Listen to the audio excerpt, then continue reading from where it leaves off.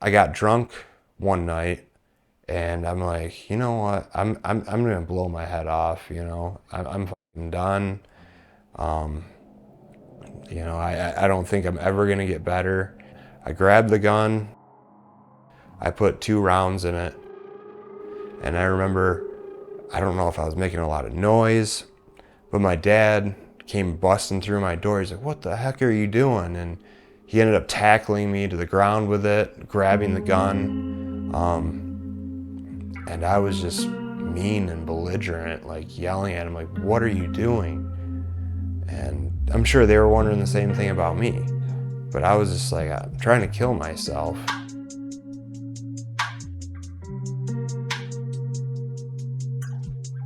Did you recognize substance abuse in any way the root of all your problems? You know what I mean? No, not at all. Like, I just felt depressed, I felt anxious, and I wanted to feel different. That was my thing. Like, I didn't think what I was doing was wrong. Yeah. Even though you just tried to kill yourself. Yep. Yeah. It was like, oh, it's only because I'm depressed. It's like there were so many other factors, and especially the drugs and alcohol was fueling it. Yeah, so this is all like when I was 26 years old, Right.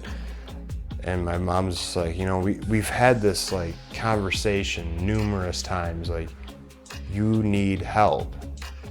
I was drinking, doing drugs, like I was buying this powder, and it was like a morphine powder, but I kept sniffing it, and I ended up blacking out. Like, I was on the floor of my in my apartment.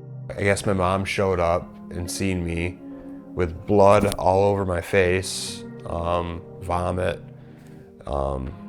and they carted me off. I remember my mom, after I got released from the hospital after this event, she's like, "Tyler, we're done with you. Like, you're on your own. Like, we're not helping you anymore with anything." And I was just like, "Well, good." I just went back to doing what I was doing. I ended up ODing. I was like, I can either keep doing what I'm doing and probably die, or I can get help. I ended up texting my mom. I was like, I need help. Like, this was the first time where I reached out and was like, I'm completely lost. I can't do this anymore. And she didn't respond. And I was like, well, I can just keep doing what I was doing, but like, I don't want to. And I was outside smoking a cigarette, and all of a sudden I see my mom flying through the parking lot. And I was like, oh, shit. She's just like, I've never heard my mom really swear before, but she was just like, she's like, open the damn door. And I was like, she's like, I'm so sick of your bullshit, Tyler, and screaming and yelling at me. And she's like, you're going into treatment right now. Like, she's like, where do you want to go? I'm like, Guiding Light. I've been doing some research on them. Once I got there, I was like, yes. Because I thought at first I was getting in right away, but they're like, you need to sit up front. And the whole time I was up there, I was like, am I even gonna get in? Like, I was in my head trying to picture, what it looked like back there, I was excited and nervous at the same time because they brought me in during a check-in. It was a Wednesday, I remember that. And like, all these people I didn't know, and they all welcomed me there. And after that, like, I felt more at peace. Brian Elvey, I remember, pulled me into his office, and he's like, I don't think this is the right place for you, Tyler. And I was like, what do you mean? He's like, this isn't a place where you just get sober. And I was like, well, isn't that the point? And he's like, there's more to it than just staying sober. And I think at that moment I started realizing that my behaviors were flawed too. So I got to look internally on that. And at that point, that self-awareness gave me the ability to recognize that stuff and work on it So I got to have like a deep internal look at myself from that place where I never had before.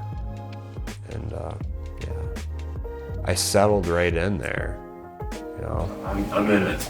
You've been in it, I know. You've gone through some stuff from us giving it to you too.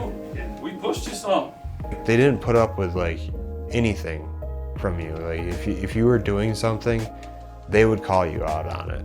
And that's what I needed, you know, because I was always like coddled and, just stop doing that, it's okay. And it was more like in your face. And I liked that because I never really had that before.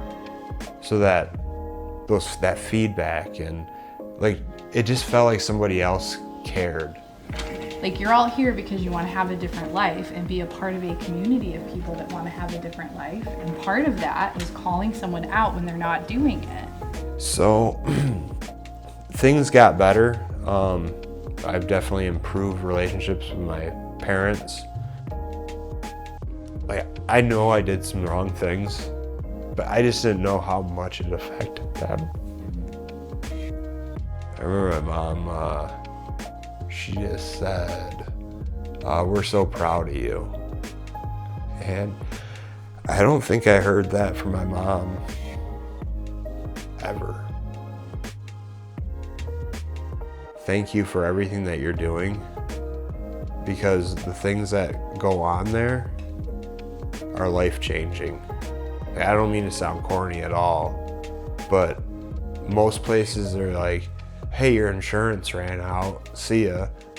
But this place is more like they hold you accountable and it doesn't cost anything. They want you to stay there as long as you need to. It's changed so many people's lives, and I know it's changed mine.